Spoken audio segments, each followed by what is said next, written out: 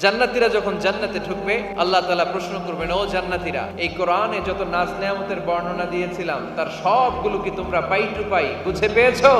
জান্নাতীরা বলবে পেয়েছি। হঠাৎ এক জান্নাতি হাত তুলে বলবে, আল্লাহ একটা জিনিস তো পাই নাই। সবাই বলে পাইছি, তুমি পাও নাই। কি পাও নাই? কয় আমনেরই তো পাই নাই। সব দেখলাম, সব খাইলাম, সব দেখলাম, কিন্তু আপনারা তো দেখলাম না। আল্লাহ তাআলা তখন বিশাল জান্নাতের এক কনফারেন্স রুমে সবাইকে বসিয়ে আল্লাহর দিদার মানুষকে দেখাবেন। আল্লাহ তাআলা তার গোপন সৌন্দর্যকে সেদিন জান্নাতীদের সামনে প্রকাশ করে দিবেন।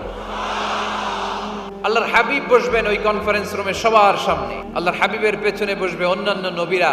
ওই জান্নাতের কনফারেন্স রুমে আমরাও যেন বসার জায়গায় পাই, আল্লাহ তুমি তৌফিক দিয়ে দিও। আল্লাহ তাআলা অনেকগুলো নূরের পর্দার পেছন থেকে নূরের ঝলকানি মারবেন। আল্লাহ তাআলা সৌন্দর্যের বা নূরের ঝলকানির এক আলোকচ্ছটা জান্নাতীদের সামনে তুলে ধরবেন এক মুহূর্তের জন্য। কয় মুহূর্ত? আলোকচ্ছটা দিয়েই আবার নাই, আবার সরায় ফেলবেন।